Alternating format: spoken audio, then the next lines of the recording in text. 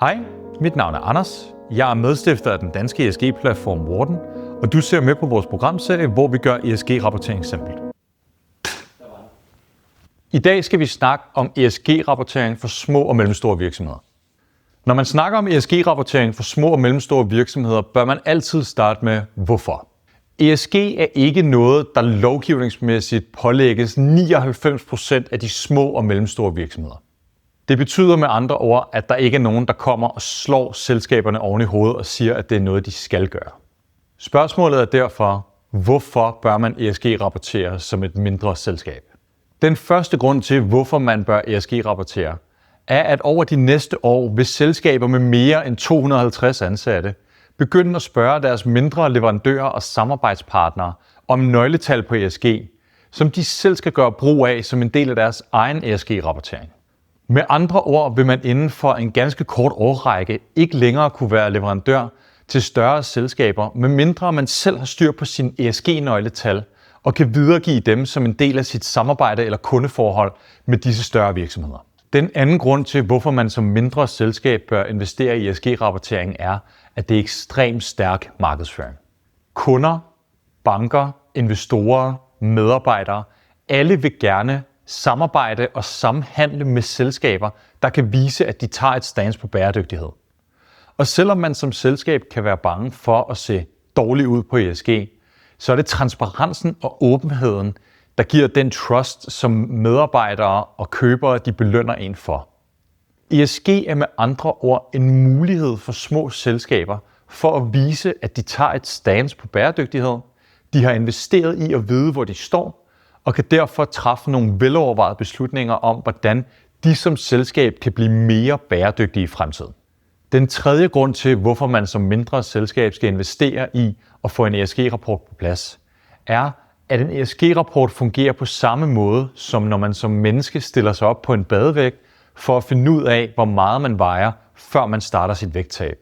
Med andre ord er ESG-rapporten det første udgangspunkt og springbrættet for, at man kan træffe beslutninger om, hvordan man som selskab bliver mere bæredygtig i fremtiden. Uden en ESG-rapport svarer det til, at man som selskab beslutter sig for, at man vil skære sine omkostninger med 20%, men man ved hverken, hvad ens totale omkostninger er, eller hvor man bruger sine penge henne. Det bliver med andre ord fuldstændig umuligt at træffe velovervejede beslutninger i forhold til bæredygtighed, hvis ikke man ved, hvorhenne man står i dag. Først når man ved, hvorhenne man står, kan man træffe en beslutning om, hvor man gerne vil hen og hvordan man kommer dertil. Den fjerde grund til at investere i ESG-rapportering som et mindre selskab, er, at både banker, investorer og andre finansielle organisationer i højere og højere grad begynder at tilgodese selskaber, der kan vise, hvorhenne de står på ESG, og kan vise deres nøgletal frem på, hvordan de klarer sig på bæredygtighed. Man kan med andre ord få væsentligt bedre rente og terms fra både banker, investorer og andre finansielle organisationer, hvis man har styr på ESG, selv som et mindre selskab. Den femte og mest alt overskyggende grund til, hvorfor man bør komme i gang med ESG som et lille selskab, er, at man bare ser pissegodt ud. Lige nu har man stadig muligheden som et lille eller mellemstort selskab at være nogle af de første i ens industri, der kommer ud med en ESG-rapport og begynder at dele den aktivt med eksisterende kunder og nye prospects. Folk vil gerne se, at selskaber tager et stance på bæredygtighed, og ESG-rapportering er det første step i den retning. Man kan sammenligne det med at være den første i vennegruppen, der kommer med blomster til sin kæreste. Du ser væsentligt bedre ud, når du er den første, end når du er den sidste, der kommer efter alle andre har været over at levere en buket. Spørgsmålet er, hvordan kommer man i gang med ESG-rapportering, hvis man er et lille eller mellemstort selskab?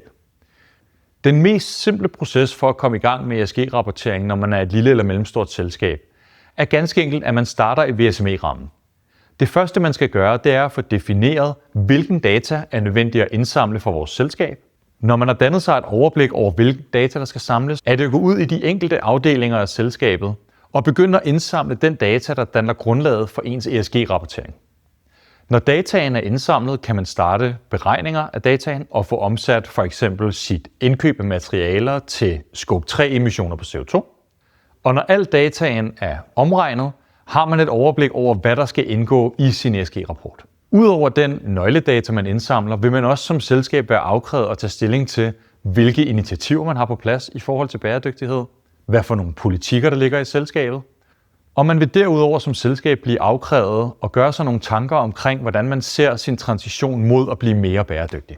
Når alting er samlet sammen, kan man udarbejde sin rapport, og eftersom ens rapport gerne er noget, man skal dele med omverdenen, opfordrer vi til, at man bruger tid på at få lavet et ordentligt design og få lavet rapporten ordentligt, så det er noget, man har lyst til at lægge på bordet, når man sidder over for nye medarbejdere, investorer eller nye kunder.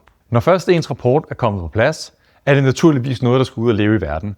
Det er noget, man bør sende til sine store og gode kunder. Det er noget, man bør dele på LinkedIn. Det er noget, man bør få på sin hjemmeside, og det er noget, man proaktivt bør bruge til at høste alle de goder, der er ved at være på forkant med bæredygtighedsrapportering og gå ud i verden og sige, at man har taget et stance før alle ens konkurrenter. Små og mellemstore selskaber, der tager sig tiden til at udarbejde en ESG-rapport, fortjener at høste goderne, der er ved at være first movers. Og flere store selskaber, medarbejdere, banker og investorer giver aktivt bedre vilkår for selskaber, der gør det. Hvis du har lyst til at vide mere om ESG og hvordan man nemt kan få styr på det, så besøg os på wharton.com. Linket kan du finde i beskrivelsen. Tak fordi du så med.